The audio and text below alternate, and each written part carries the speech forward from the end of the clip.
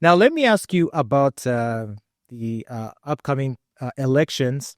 Dr. Stella Nyanzi lamented the fact that there were only there were eight male nominees, no females. Okay, she essentially dismissed it as a sausage fest. As a person representing, female lawyers, an association of female lawyers, do you feel as though you are being let down by the current political environment where it feels like there's an exclusion of women's voices at the highest levels of politics, as exemplified by the fact that of the eight nominees for president in the campaigns, there's not a single woman. Well, honestly, this government has empowered women more than any other government. That's why we have, as Right Honorable Speaker, as a woman, we have a vice president as a woman, we have a prime minister. Basically, women have been positioned everywhere. We have a woman at the helm of, so many institutions. Even right now, the newly appointed IGG, if you look at the entire trio leadership, they are women. But I'm concerned that we had no woman to stand for presidency. It's a concern that where are the politicians out there? Why didn't they prepare way in advance? I recall seeing, I think like 2 weeks ago, a lady, one of the ladies that stood previously, she was concerned that, she wasn't actually nominated because of certain procedural issues. So what I picked is that we need to prepare ourselves early. May not necessarily be the system, but it's our lack of preparation in time. So for me, it's concerning that we don't have a politician who can stand out there and be able to compete with the 8 men, so that we have a woman that is also advancing for our rights and our voices. What stopped you? What stopped you? James, I'm not into politics. I'm into human rights, advocacy, and gender justice. But I would okay. It's okay. Go on, James. Yeah, so human rights and human rights abuses is a big issue, and certain political candidates have emphasized the lack of respect for human rights. Now, I mean, to some, this may or may not be a political issue, but a lot of people feel as though currently, as things are, our human rights situation isn't very good, and various candidates are making it part of their agenda that this is what they're promising their voters should they get elected. What are the kinds of changes you'd want to see with respect to how human rights is handled in Uganda? And if you could, if you had a chance to speak to this government, what would you say to them? What improvements would you like to see them make so as to make you feel happy about the human rights situation? Yeah, I would be excited if in the next tenure, we have a fully financially independent Uganda Human Rights Commission.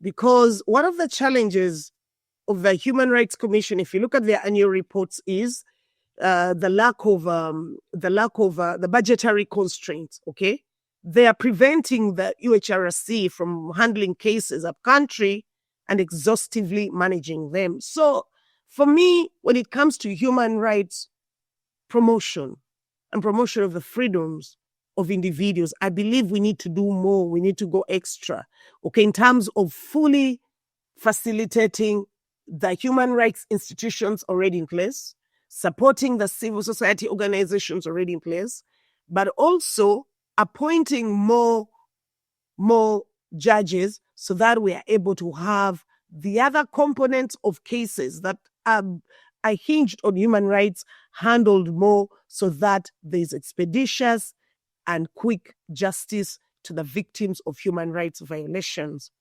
Of course, there's that public outcry that, the abuses are increasing by day. And for me, my major concern as a woman, there's an increase of gender-based violence, okay? Not only within the urban centers, but mainly in the rural centers and mostly in, the northern region and the eastern. So for us to be able to have a very good human rights-centric environment, we need to have very good financially empowered institutions. We need to increase the human rights officers in the Human Rights Commission.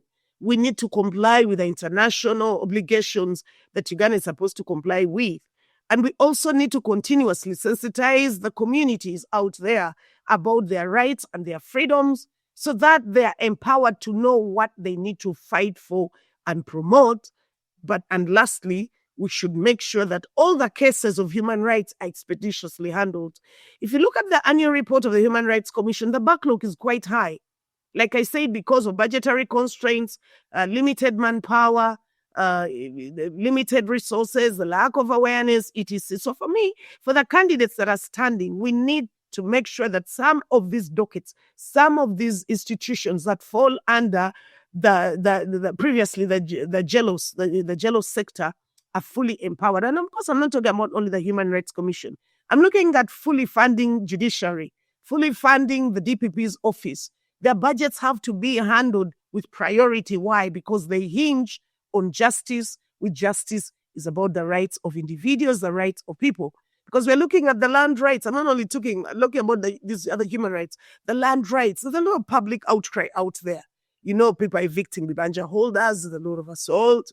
We're looking at economic rights of people. There's a lot of poverty. Just recently, we're seeing teachers. I think yesterday or today, I was listening to the radio. The teachers are still issuing that public outreach. So there's the economic rights violation component, So we want better prioritization of justice sector, because that's a sector that caters for human rights, litigation, to mention but a few. So for me, that is my take on, their agenda and manifesto. Well, I have one point of contention to raise with you. Personally, I'm not a very big fan of the concept of gender-based violence. I prefer the term domestic violence, because these days a lot of men are being abused in their homes. Men are being beaten every day by their wives. So why is it fair to still make it a gendered issue in this day and age, do you think? James, actually, gender is both male and female. It's not only women.